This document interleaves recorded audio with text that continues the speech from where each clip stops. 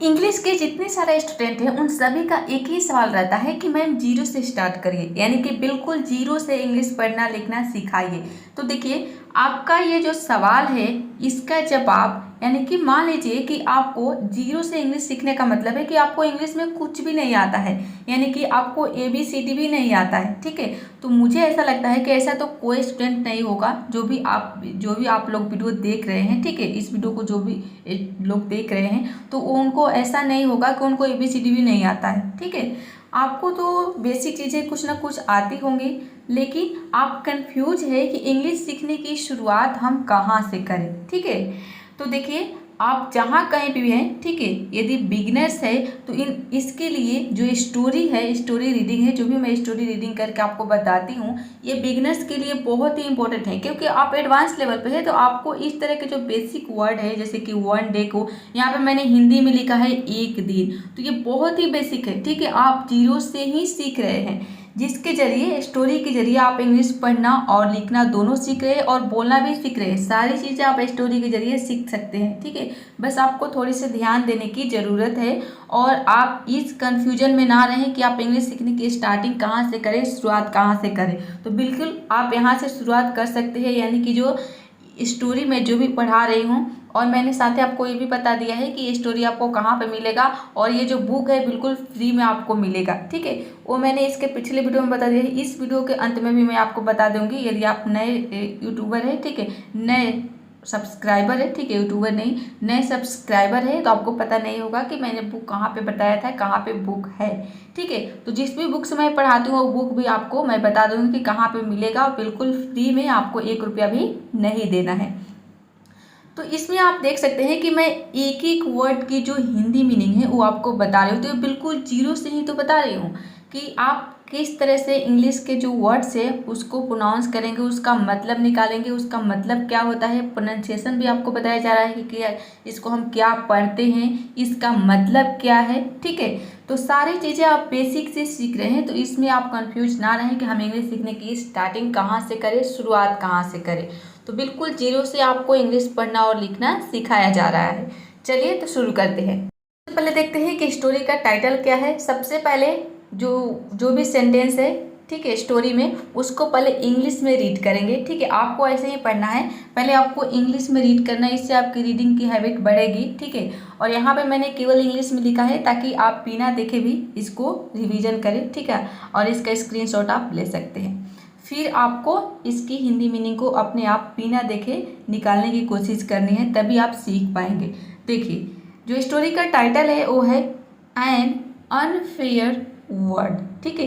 N का मतलब है एक, यहाँ पे एन क्यों लगा है, ए क्यों नहीं लगा है, तो देखिए जब भी ए और एन या फिर आर्टिकल के बाद यहाँ पे वावल साउंड आता है, ए और एन के बाद वावल साउंड, तो वावल साउंड में हम एन का यूज करते हैं, और यहाँ पे कॉन्सोनेंट साउंड आ जाता है तो यहाँ पे ए का यूज होता है। जैसे कि अनफेयर, ठीक है, तो अनफेयर यानी कि अ क्या है, अ एक स्वर साउंड है, ठीक है, वावल साउंड है, इसलिए यहाँ पे एन का यूज हुआ है। अगर यहाँ पे कॉन्सोनेंट साउंड रहता तो क्या हो जाता, जैसे कि यहाँ पे मैन रहता, ठीक है, तो मैन में म का साउंड आ रहा है, म हो गया आपका कॉन्सोनेंट साउंड, तो यहाँ पे ए का यूज होता है, ठीक है। चलिए एन यानी कि एक, अनफेयर का मतलब होता है अनुचित, ठीक है, वर्ड मतलब दुनिया, एक अनुचित दुनिया स्टोरी का टाइटल है। अब देखिए पहले रीड करेंगे फिर इसकी हिंदी मीनिंग के साथ समझेंगे। वन डे अ मैन, देखिए जब भी हम ए लेटर को किसी सेंटेंस में यूज करते हैं तो इसको हम प्रोनाउंस करेंगे अ, लेकिन अगर ABCD हम पढ़ते हैं तो इसको हम ए बोलते हैं, ठीक है। लेकिन इसको जब हम सेंटेंस में पढ़ते हैं, सेंटेंस में इसको जब हम यूज करके इसका प्रोनाउंस करते हैं, इसकी जो प्रोनाउंस है, प्रोनाउंसिएशन है, वो हम बोलते हैं ए, ठीक है। तो देखिए one day a man while walking towards his office saw a beggar coming to him. The beggar was in a very bad condition. He was barefoot and his clothes were torn. चलिए आप देखते हैं कि इसका कहने का मतलब क्या है। तो देखिए वन डे, वन मतलब एक, डे यानी कि दिन, एक दिन, अ मैन एक आदमी, ठीक है, व्हाइल वॉकिंग यानी कि टहलते हुए, ठीक है। व्हाइल के बाद जो वर्ब आता है उसमें आईएनजी फॉर्म जरूर आएगा, ठीक है। तो व्हाइल वॉकिंग यानी कि टहलते हुए। अब मान लीजिए कि खेलते हुए तो हो जाएगा व्हाइल प्लेइंग, ठीक है। बोलते हुए व्हाइल स्पीकिंग, ठीक है। जाते हुए व्हाइल गोइंग, इस तरह से हम इसका यूज करते हैं। तो व्हाइल वॉकिंग टहलते हुए। Towards his office, towards का मतलब होता है की ओर, हिज ऑफिस यानी कि अपने ऑफिस की ओर, ठीक है। शॉ यानी कि देखा। यहाँ पे जो है सी का सेकेंड फॉर्म है शॉ, मतलब कि देखा। क्या देखा? अ बैगर, बैगर मतलब होता है भिखारी। अ बैगर यानी कि एक भिखारी को देखा। कमिंग टू हिम, ठीक है। कमिंग मतलब कि आते हुए, और टू हिम मतलब कि अपने पास, ठीक है। अपने पास आते हुए देखा। अब देखिए यहाँ पे फुल स्टॉप है, यहाँ पे एक बार समझ लेते हैं कि क्या कर रहा है, ठीक है। वन डे, एक दिन, अ मैन एक आदमी, while walking towards his office यानी कि एक दिन एक आदमी टहलते हुए अपने ऑफिस की ओर देखा। क्या देखा? अ बैगर एक भिखारी को देखा अपनी तरफ आते हुए, ठीक है। एक आदमी था जिसने एक भिखारी को अपने ऑफिस की ओर आते हुए देखा। द बैगर वॉज, अब ये देखिए यहाँ पे द बैगर यानी कि भिखारी, वॉज मतलब कि था, इन अ वेरी बैड कंडीशन यानी कि इन अ वेरी यानी कि वेरी बैड मतलब कि बहुत बुरी स्थिति में था, ठीक है। वो जो आदमी था, जो भिखारी था, ठीक है, वो बहुत बुरी कंडीशन में था, बहुत बुरा स्थिति में था। कंडीशन यानी कि स्थिति, ठीक है। तो एक आदमी ने एक भिखारी को अपने ऑफिस की तरफ आते हुए देखा, और जो भिखारी था वो बहुत ही बुरी स्थिति में था, बहुत ही बैड कंडीशन में था। तो यहाँ तक आप समझ रहे हैं। चलिए आगे देखते हैं। ही यानी कि वो, वॉज बेयरफुट, बेयरफुट का मतलब होता है नंगे पाँव, वॉज मतलब कि था, ठीक है। वो जो भिखारी था वो नंगे पाँव था। एंड हीज क्लोथ, एंड मतलब कि और, हीज क्लोथ यानी कि उसके कपड़े, ठीक है, वर टॉर्न मतलब कि फटे हुए थे, ठीक है। उसके जो कपड़े थे, जो भी भिखारी ने कपड़ा पहना था, वह जो कपड़ा था वह फटा हुआ था, ठीक है। वर टर्न यानी कि फटे हुए थे। ये जो सेंटेंस है ये पैसिव के सेंटेंस है, ठीक है। वर टॉर्न मतलब कि यहाँ पे देखिए पास्ट इंडेफिनिट के पैसिव सेंटेंस है। तो आप समझ रहे हैं कि एक आदमी था जिसने अपनी ऑफिस की ओर आते हुए एक भिखारी को देखा, ठीक है। और वो जो भिखारी था वो फटा हुआ कपड़ा पहना था और बहुत ही बुरी स्थिति में था, ठीक है। अब देखिए आगे पढ़ते हैं। When the beggar asked for money, the man said, "Why don't you work? Don't you feel ashamed asking people for money?" At this, the beggar replied, "I do feel ashamed asking for money." ठीक है, चलिए इसकी Hindi meaning समझते हैं। When मतलब जब, यहाँ पे जब क्यों आया है वेन का मतलब, क्योंकि यहाँ पे वेन के बाद कोई भी हेल्पिंग वर्ब नहीं है, ठीक है। यहाँ पे डायरेक्ट सब्जेक्ट आ गया है द बैगर, ठीक है। तो वेन के बाद जब कोई हेल्पिंग वर्ब नहीं आता है तो आपको समझ जाना है कि वहाँ पर वेन का मतलब जब है। अगर हेल्पिंग वर्ब है तो वहाँ पर वेन का मतलब क्या होता है? कब होता है, ठीक है। तो यहाँ पे जब होगा वेन द बैगर यानी कि भिखारी ने आस्क्ड फॉर, ठीक है, यानी कि मांगा, ठीक है। आस्क फॉर का हिंदी में मतलब होता है मांगना, किसी से कोई चीज़ मांगना। तो यहाँ पे है मांगा यानी कि पास्ट इंडेफिनिट का प्रयोग किया जा रहा है, इसलिए यहाँ पे आस्क के सेकंड फॉर्म का यूज हुआ है आस्क्ड, ठीक है। ये एक फ्रेजल वर्ब है। आस्क फॉर यानी कि मांगा। मनी क्या मांगा? पैसा मांगा। द मैन यानी कि आदमी ने, सेड यानी कि कहा, ठीक है। यहाँ तक समझ रहे हैं कि जब भिखारी ने पैसा मांगा तो आदमी ने कहा, क्या कहा? वाई डोंट यानी कि क्यों नहीं करते, ठीक है। वाई डोंट मतलब कि क्यों नहीं करते। ये पास्ट प्रेजेंट इंडेफिनिट का सेंटेंस है, इंट्रोगेटिव, ठीक है। क्यों नहीं करते यू वर्क यानी कि तुम काम। आदमी ने कहा कि तुम काम क्यों नहीं करते, यानी कि जब भिखारी ने आदमी से पैसा मांगा तो आदमी ने क्या कहा कि तुम काम क्यों नहीं करते, ठीक है। वाई डोंट यू वर्क यानी कि तुम क्यों नहीं करते, तुम क्यों नहीं करते तुम काम, यानी कि तुम काम क्यों नहीं करते, ठीक है। डोंट यू फील असेम्ड यानी कि डोंट मतलब कि हो गया यू फील यानी कि तुम फील नहीं करते, ठीक है, तुम महसूस नहीं करते असेम्ड यानी कि शर्मिंदगी। अब देखिए ये हो जाएगा कि क्या तुम्हें शर्म नहीं आती, ठीक है, ये भी हो सकता है। और यदि आप बिगिनर से मिला कर पढ़ रहे हैं तो आप ये भी बोल सकते हैं कि फील का मतलब होता है महसूस करना, ठीक है, और असेम्ड का मतलब होता है शर्मिंदगी। तो डोंट यू फील यानी कि क्या तुम्हें महसूस नहीं होती शर्मिंदगी, ये भी आप बोल सकते हैं। या फिर क्या तुम्हें शर्म नहीं आती। बस आपको सेंस समझना है कि कहने का इसका मतलब क्या है, ठीक है। आपको ये नहीं देखना है कि हमें एक एक वर्ड की हिंदी मीनिंग, एक एक जो वर्ड है इंग्लिश के उसकी हिंदी निकाल कर एक एक वर्ड की हम उसकी हिंदी समझेंगे, ठीक है, इंग्लिश की जो हिंदी मीनिंग है उसको समझेंगे।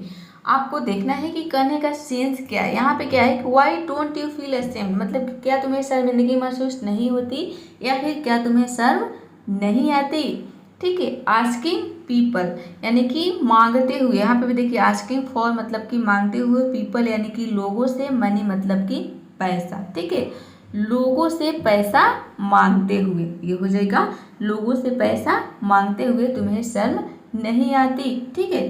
तो क्या सीखा आपने कि एक आदमी था जिसने अपने ऑफिस की तरफ आते हुए एक भिखारी को देखा, ठीक है, और वो जो भिखारी था वो बहुत ही बैड कंडीशन में था और उसका जो कपड़ा था वो फटा हुआ था। तो भिखारी ने जब आदमी के पास पैसा मांगने आया तो आदमी ने कहा कि why don't you feel work, यानी कि वाई डोंट यू वर्क यानी कि तुम काम क्यों नहीं करते, डोंट यू फील असेम्ड क्या तुम्हें शर्म नहीं आती पैसा मांगते हुए, ठीक है। एट दिस यानी कि इसी पर द बेगर रिप्लाइड, भिखारी ने रिप्लाई किया यानी कि उत्तर दिया, ठीक है। आई डू फील असेम्ड यानी कि मुझे महसूस होती है, मैं महसूस करता हूँ, असेम्ड यानी कि शर्मिंदगी, ठीक है, मुझे शर्म आती है, ये भी आप बोल सकते हैं। या फिर आई डू फील यानी कि मैं फील मतलब कि मैं महसूस करता हूँ, असेम्ड मतलब शर्मिंदगी या फिर मुझे शर्म आती है, ठीक है। आस्किंग फॉर मनी मतलब कि पैसा मांगते हुए, भिखारी ने उत्तर दिया जब आदमी ने पूछा कि तुम काम क्यों नहीं करते, क्या तुम्हें पैसा मांगते हुए शर्म नहीं आती, तो भिखारी ने इसी पर क्या जवाब दिया, एट दिस यानी कि इसी पर भिखारी ने क्या जवाब दिया कि मुझे शर्म आती है, पैसा मांगते हुए शर्म आती है, ठीक है, भिखारी ने कहा। अब देखिए आगे क्या कह रहा है, ये आगे है but once when I took money without asking, the police took me to jail. The man had no answer to this. He went on his way to the office. To the office होगा, यहाँ पे आपको ध्यान देना है, to the office नहीं होगा, to the office होगा क्योंकि ऑफिस में औ का साउंड आ रहा है, ठीक है, औ का, तो औ जो है ये आपका वावल साउंड है। और मैंने आपको बता दिया है कितनी बार कि देखिए अब यहाँ पे एक चीज़ मैं आपको बता देती हूँ, मेरे माइंड में आया है कि देखिए हम रीडिंग कर रहे हैं तो जो बट वर्ड है, ठीक है, बट वर्ड है, तो बट वर्ड आप देखेंगे कि कई सारे स्टोरी में बट का यूज किया गया है। तो आप एक स्टोरी को पढ़ रहे हैं तो यहाँ पे आपने पहली बार बट को देखा तो आपके माइंड में थोड़ा थोड़ा रहेगा, मान लीजिए कि 100% में मान लीजिए कि 10% आपके माइंड में बैठ गया कि बट का मतलब लेकिन होता है। अब देखिए जो बट वर्ड है ऐसा नहीं है कि केवल इसी स्टोरी में आएगा, ये कई सारे स्टोरी में बट वर्ड आएगा। जब आप एक ही वर्ड को बार बार देखेंगे तो आपके ये जो वर्ड है हमेशा के लिए, पूरी ज़िंदगी, पूरी लाइफ के लिए आपके जो ये वर्ड है अपनी हो जाएगी। लेकिन कब होगी, जब आप सारे वीडियोज को देखेंगे, बहुत सारे स्टोरी को रीड करेंगे और उसकी प्रैक्टिस करेंगे तब, ठीक है। अब ये वंस है तो वंस आप देखेंगे कि ज़्यादातर स्टोरी में वंस का यूज किया जाता है। वंस का मतलब होता है एक बार। तो एक वर्ड को आप कई सारे स्टोरी में देखेंगे, एक ही वर्ड आपको 1000 बार मिलेगा, लेकिन आपको कब मिलेगा, जब आप डेली प्रैक्टिस करेंगे, डेली वीडियोज को देखेंगे, खुद से रीडिंग करेंगे और बिना देखे इसकी हिंदी मीनिंग को निकालने की कोशिश करेंगे। तो यकीन मानिए आप बहुत ही आसान तरीके से इंग्लिश सीख जाएंगे, ठीक है। तो यहाँ पे मैंने आपको एक इंटरेस्टिंग चीज़ बता दी कि आप ये ना समझे कि एक एक वर्ड को आपको रटने की ज़रूरत है। देखिए इस इस स्टोरी में यदि आप देख लेते हैं, आप मान लीजिए कि आप रट भी लेते हैं, जैसे कि बट का मतलब लेकिन, तो आप जब बट दूसरे वर्ड स्टोरी में देखेंगे तो वो आपके लिए हमेशा अपने हो जाएंगे, आपको लर्न करने की ज़रूरत भी नहीं पड़ेगी और देखते देखते ही आपके जो वर्ड्स है वो अपने हो जाएंगे और याद हो जाएगा। ठीक है, तो आपने यहाँ तक पढ़ लिया। अब इसकी हिंदी मीनिंग को निकालेंगे। तो यहाँ पे देखिए, but once when I took money without asking, the people took me to jail. The man had no answer to this.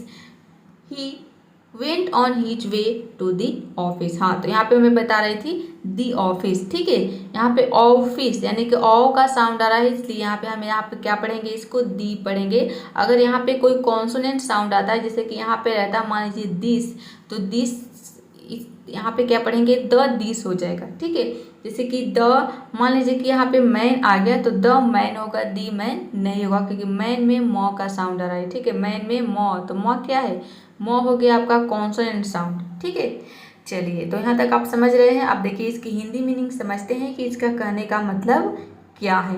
देखिए, अगर मैं चाहूँ तो यहाँ पे भी इसकी हिंदी मीनिंग को मैं बता सकती हूँ, लेकिन आप लोग का ज़्यादा डिमांड रहता है कि इसकी जो हिंदी मीनिंग है वो लिख कर बताइए। ठीक है, जिससे कि आपको थोड़ी सी देखेंगे तो आपको ज़्यादा समझ में आएगा, और इस तरह से मैं ऊपर ऊपर से बता दूंगी तो आपको समझ में शायद उतना नहीं आएगा। चलिए देखते हैं। तो अब देखिए यहाँ पे है बट, बट मतलब लेकिन, वंस मतलब कि एक बार, वेन यानी कि जब, आई टूक यानी कि मैंने लिया। ठीक है, टेक का मतलब होता है लेना, तो उसी का यहाँ पे सेकेंड फॉर्म है टूक, मतलब कि मैंने लिया। मनी मतलब पैसा। आस्किंग, विदाउट आस्किंग, विदाउट मतलब होता है बिना, आस्किंग मतलब कि पूछे। ठीक है, तो बैगर ने क्या कहा, भिखारी ने कहा कि बट लेकिन एक बार जब मैंने बिना पूछे पैसा लिया, द पुलिस टूक मी टू जेल यानी कि पुलिस ने मुझे जेल भेज दिया। ठीक है, टेक का मतलब लेना होता है, यहाँ पे भी है टूक मतलब कि लिया, यानी कि पुलिस ने, यदि आपकी हिंदी मीनिंग एक एक करके निकालेंगे तो हो जाएगा, तो पुलिस टूक मी यानी कि पुलिस ने मुझे ले लिया। ठीक है, टू जेल, जेल में। ठीक है, तो पुलिस ने मुझे जेल में ले लिया, आप ये बोलिए या फिर आप बोलिए पुलिस मुझे जेल में भेज दिया। ठीक है, तो आपको समझना है कि इसका सेंस क्या है, कहने का मतलब क्या है। तो देखिए, तो भिखारी ने क्या कहा कि जब मैंने बिना मांगे पैसा लिया, आदमी ने कहा था उस भिखारी से कि क्या तुम्हें शर्म नहीं आती पैसा मांगते हुए लोगों से। तो उसने कहा कि मुझे पैसा मांगते हुए शर्म आती है, लेकिन मैं क्या करूं, एक बार मैंने बिना मांगे पैसा ले लिया तो पुलिस ने मुझे जेल भेज दिया। देखिए भिखारी कितना अच्छा, मतलब कितना वो उसका दिमाग है, वो बोल रहा है कि बिना मांगे मैं पैसा जब लिया तो पुलिस ने मुझे जेल भेज दिया। ठीक है, the man had no answer, अब आदमी क्या कर सकता है। ठीक है, जब वो ऐसा जवाब दे रहा है तो आदमी के पास कोई आंसर नहीं था। ठीक है, the man had no answer. ठीक है, आदमी के पास नहीं था आंसर, यानी कि टू दिस इसका जवाब। ठीक है, टू दिस यानी कि इसका आंसर मतलब कि जवाब, अब आदमी के पास इसका कोई जवाब नहीं था। ही वेंट यानी कि वह चला गया, जो आदमी था वह चला गया on his way to the office यानी कि अपने ऑफिस की ओर। ठीक है, ऑन हिज वे मतलब कि की ओर, टू द ऑफिस यानी कि अपने ऑफिस की ओर। ठीक है, तो आई होप इस स्टोरी में आपने बहुत सारे नए वर्ड्स और बहुत सारे जो इंग्लिश के ग्रामर है वो भी आपने सीखा होगा, और इसमें आपको जितने भी वर्ड्स समझ में नहीं आ रहा है, वर्ड्स की मीनिंग आपको पता नहीं है, तो आपको क्या करना है, जैसे कि विदाउट, यहाँ पे आपने एक वर्ड देखा। ठीक है, यहाँ पे विदाउट वर्ड देगा, तो विदाउट का मतलब क्या होता है, बिना। ठीक है, विदाउट आस्किंग यानी कि बिना पूछे। ठीक है, तो इस तरह से आपको जिस भी वर्ड की मीनिंग पता नहीं है तो आपको क्या करना है कि नोटबुक में नोट करना है और उसको रिवीजन करना है। चलिए, तो अब मैं आपको बताती हूँ कि आपको ये बुक कहाँ पे मिलेगा, और वो भी बिल्कुल फ्री में, और आप भी इस बुक को पढ़ सकते हैं। ठीक है, और इसकी रिवीजन कर सकते हैं और बहुत ही आसान तरीके से इंग्लिश पढ़ना लिखना सीख सकते हैं। जो भी मैं स्टोरी पढ़ा रही हूँ वो किस बुक से पढ़ा रही हूँ। चलिए, इसके लिए आपको जाना है प्ले स्टोर में। ठीक है, और प्ले स्टोर में आपको सर्च करना है शॉर्ट स्टोरीज,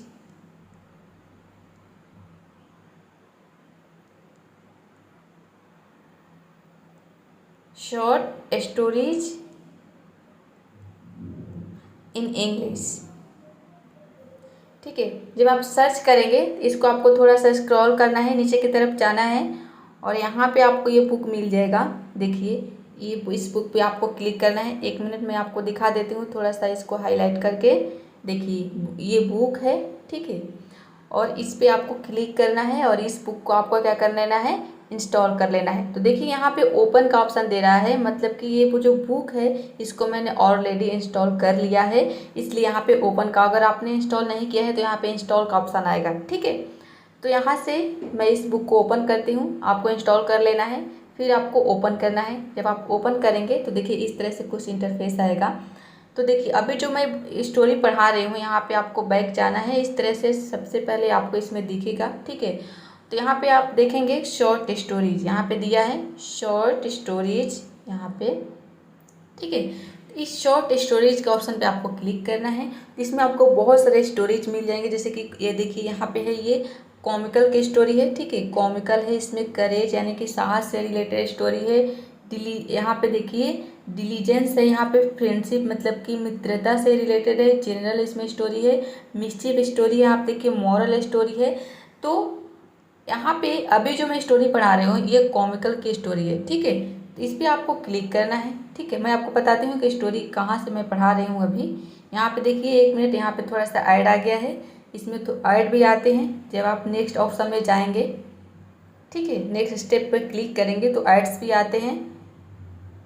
तो देखिए यहाँ पे मैं ऐड को स्किप करती हूँ, ठीक है। तो यहाँ पे देख रहे हैं कि यहाँ पे कॉमिकल से रिलेटेड स्टोरी है और ये मैं जो फर्स्ट आज की जो स्टोरी मैंने पढ़ाया है ये वाला है, ठीक है, एन अनफेयर वर्ल्ड। तो आज के लिए इतना ही। ये वीडियो कैसा लगा कमेंट बॉक्स में ज़रूर बताइएगा और वीडियो को लाइक शेयर, चैनल को सब्सक्राइब करना बिल्कुल मत भूलिएगा और अपने सभी फ्रेंड्स के साथ वीडियो को शेयर करिए, ठीक है।